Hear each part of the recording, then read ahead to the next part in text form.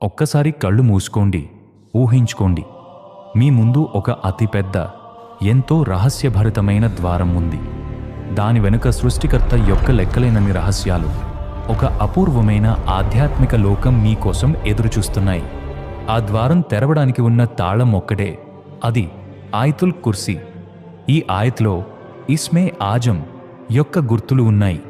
అవును, వేల సంవత్సరాలుగా ఒక రహస్యంగా ఉండిపోయిన ఆ ఇస్మే ఆజం అంటే అల్లాహ్ యొక్క మహోన్నతమైన నామం.